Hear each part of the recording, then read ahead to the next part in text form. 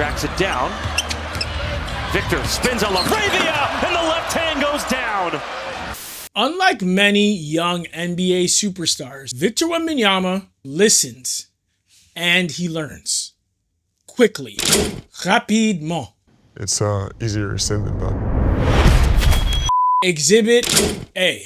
Yeah, I mean, he's still working on his jump shot. He's still, you could tell he's trying to figure his jump shot out. We made him shoot tough fadeaways over us all night. He hit a couple early on, but... Now, Kevin Durant stated clearly what he thought Victor should work on. We made him shoot over us. He's more dangerous when he gets layups and dunks and plays around the rim. That's more his game, I think, than floating around the perimeter, shooting threes and jump shots.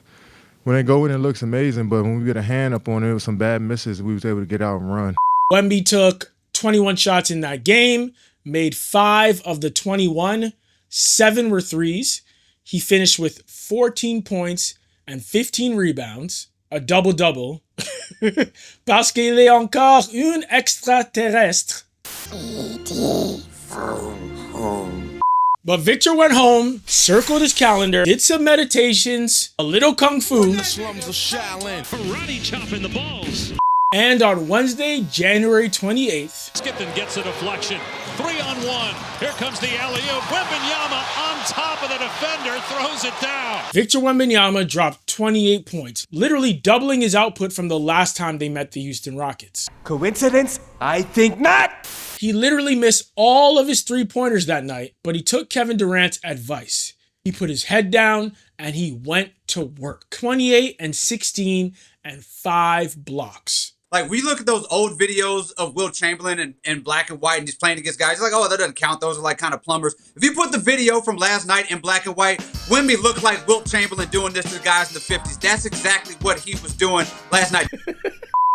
And we've all seen this clip by now, Desmond Bane exerting his physicality to try to get into Wemby's head. Or how about this play here by Isaiah Joe? He tried to basically rip Wemby's arm off, and all he got was a foul and one.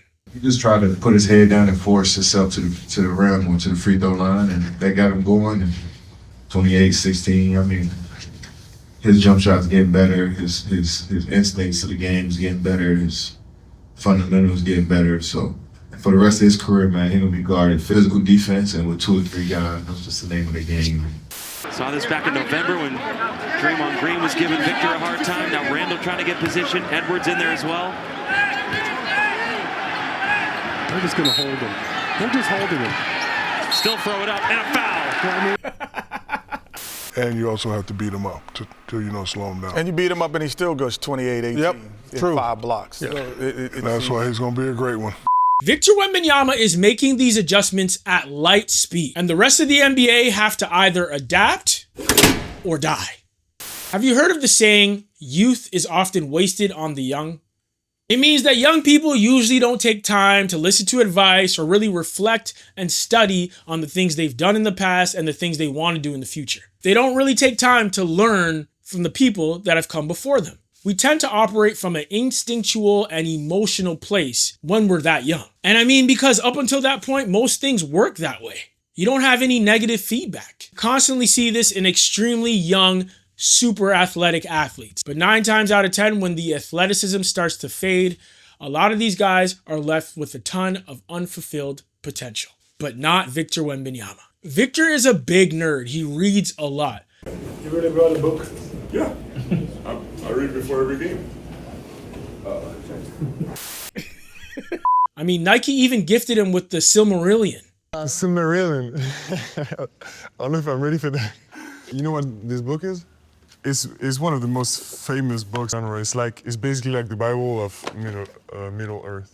This fascination with going beyond what seems possible is what drives evolution in the sport. And once a player of this magnitude, a face of the league level player, once Victor Wembanyama decides he's going to go his own path after learning from the players before him. Started on the outside now by Capella. So it gives the big man the opportunity. And Wembanyama! Well, it's literally adapt or die. I mean, they got Wemby. I mean, he's supposed to be the face of the league. So I always got to get up for that one. So in that fourth quarter, when you're going off and then he starts matching, how much of that became... I loved it. I loved it, yeah. I wish we could have just moved everybody out the way and just checked up and me versus him. The last time something like this happened, you know, someone that came in and shifted the entire landscape of the NBA, well, that someone was Steph Curry. When Steph Curry and the Warriors started their dominance, the entire league had to adapt or die. Teams had to learn how to defend from the logo. Players had to extend their shooting range. We're down! We're down! We're down! We're down! Everybody had to up their cardio and get into better shape when you saw Steph Curry and the Warriors on the calendar. Steph Curry, I'm going to bed at 8 o'clock. Mom, don't call me. My girl, don't call me. I'm locked in right now. Why do you go to sleep early for Steph Curry? Because Steph Curry could drop 40 or 50 on you. That's why. See, you go to bed early for dudes that can embarrass you. Now, whether you think the product today is better or worse than before is completely irrelevant because evolution is constant and Victor Wembanyama is just one of its building blocks. Well, more like one of its building boulders. I mean, nah, he's one of like its buildings, like tall skyscraper. But I digress. The evidence is that Anthony Edwards and all the rest of the NBA superstars have to adjust. I was like, oh shit. You ain't see me? I was like, damn. Do I got the shot? Do I drive him? I was confused. How long I ain't never that decision take? Yeah, I ain't gonna lie. Yeah. I'm like, I'm gonna throw that to Jew. I don't know what to do right now because he's so tall, bro. Like he take away everything. He take away the layup, jump shot, and he got good feet. He can move. So yeah, he's a one of a kind.